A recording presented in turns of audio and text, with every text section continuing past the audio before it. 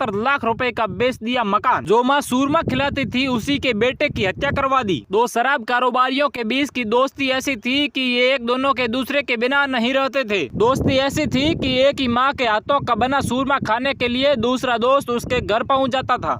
कई बार ज्यादा दिन बीत जाते तो माँ खुद कॉल करके बोलती कि बेटा आज तेरी ही पसंद का सूरमा बनाया है। यह कोई फिल्मी कहानी नहीं बल्कि हकीकत है। हकीकत उस समय की है। सासोर में चौराहे के ऊपर दिन दहाड़े शाम के 5 बजे गोली मार करके लक्ष्मण देवासी की हत्या कर दी थी। लक्ष्मण के ही दोस्त प्रकाश गोदारा को पुलिस ने गिरफ्तार कर लिया। दोनों शराब के कारोबारी व तस्कर भी थे। दोनों दोस्त थे, लेकिन दोस्त भी इतने गहरे थे कि एक को अगर खाना खाना था तो वह दूसरे के घर जाकर के खाना खाया करता था। लेकिन फिर दोनों के बीच में धीरे धीरे ऐसा विवाद बढ़ने लगा कि दोनों के बीच में लड़ाई हो गई। दोनों में कभी टोल वसूली के ऊपर तो कभी धंधे के ऊपर ऐसा विवाद बढ़ने लगा कि दोनों के एक दूसरे के हत्या के ऊपर साजिश रचने लगी। लेकिन एक दूसरे को यह भी डर था कि एक दूसरे को दोनों को आपस में वह कई राज भी जानते थे, तो कहीं पुलिस को एक दूसरे का राज न बता दे, इसलिए एक दूसरे को मार करके सासोर में अपना धंधा आगे बढ़ाना चाहता था। पुलिस प्रकाश गोदारा को लक्ष्मण देवासी को गोली मार करके हत्या कर देने के मामले में अंदर कर चुकी है। लेकिन इनका साथी मुकेश बिश्नोई अभी तक फरार है और इस मामले को लेकर कई और लोगों को भी पुलिस ने अपनी हिरासत में लिया है। पुलिस ने पूछताछ की तो दोस्ती, दुश्मनी और हत्या की कई परतें भी खुल करके सामने आई। लक्ष्मण देवासी पुत्र वीरमाराम देवासी चाचौर के नागोडली का रहने वाला है।